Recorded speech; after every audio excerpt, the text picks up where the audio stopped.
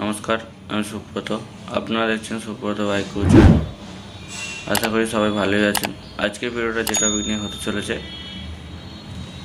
Activa 5G BS4 গাড়িটা চাবি on করলে ব্যাটারি কিছু লাইন আসছে না, না হর্ন বাজছে, না ইন্ডিকেটর বাজছে, না সেলফ স্টার্ট হচ্ছে। কিসের জন্য হচ্ছে, কী কারণে হচ্ছে সেটা আজকে আমি আপনাদেরকে দেখাবো। যদি আপনাদেরও অ্যাক্টিভা বলুন, প্লেজার বলুন, ডিও বলুন, অ্যাভিয়েটার বলুন, যে কোনো গাড়ি থাকে, আপনাদেরও যদি সেম সমস্যা হয় তো ভিডিওটা অবশ্যই পুরোটা দেখবেন, আশা করি বুঝতে পারবেন। চলুন সামনেটা আমি খুলে নিই, ব্যাটারির কাজটা নিয়ে আমি ব্যাটারিটাকে চেক করি। চলুন আমি ব্যাটারিটা সামনেটা খুলে নিয়েছি, এবার আমি ব্যাটারিটা চেক করে দেখব। ব্যাটারিটার বয়স হয়েছে 3 বছর, গাড়ির সাথে গাড়িটারও 3 বছর বয়স। ব্যাটারিটা একটুখানি ডাউন হয়েছে, তার জন্য সেলফ স্টার্ট বলুন, হর্ন বলুন, ইন্ডিকেটার কোনোটাই পাচ্ছে না। ফার্স্ট আমি ব্যাটারিটা খুলে নেবো, ব্যাটারিটা চেক করে নেবো, নিয়ে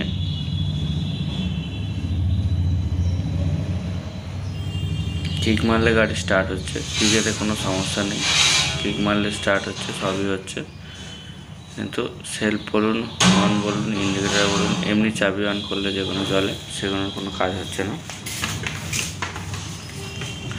সবার প্রথমে ব্যাটারিটা চেক করতে হবে।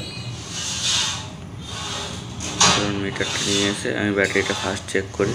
এমনি সাধারণত ব্যাটারিতে 12 ভোল্ট থাকে, এটাতে কতটা আছে দেখে নিই, তাহলে আমি ভালোভাবে বুঝতে পারবো যে কোনটার সমস্যা, ব্যাটারি না গাড়ির।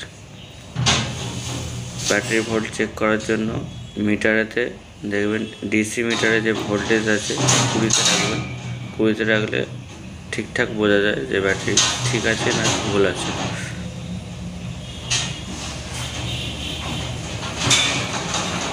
দেখুন ব্যাটারিটা 12 ভোল্ট থাকে, এটা 5 ভোল্ট 96-97 এরকম হচ্ছে। চলুন আমি নতুন আমাদের একটা টেস্টের ব্যাটারি আছে, টেস্টের ব্যাটারিটা ঠেকিয়ে দেখে নিই ব্যাটারির বাদে গাড়ির সব কিছু লাইন ঠিক আছে কি না।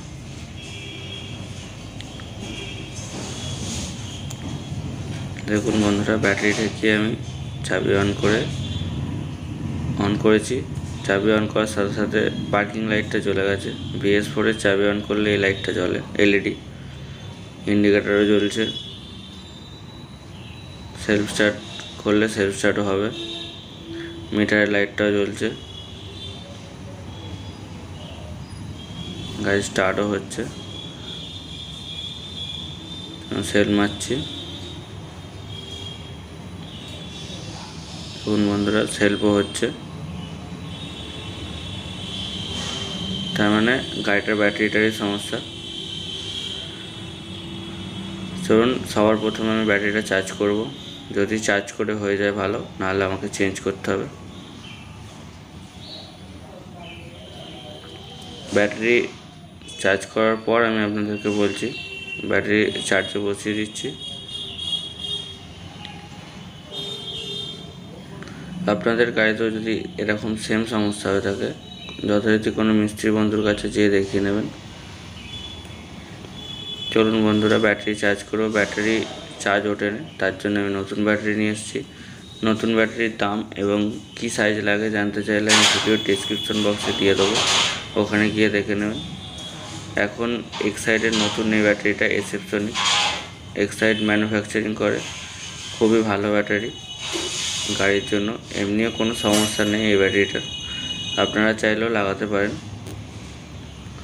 তো বন্ধুরা, যদি আমার ভিডিওটা একটুখানি ভালো লেগে থাকে, দেখে যদি মনে হয় যে হ্যাঁ আপনাদেরকে আমি একটুখানি হেল্প করতে পেরেছি, অবশ্যই ভিডিওতে লাইক এবং শেয়ার করতে ভুলবেন না।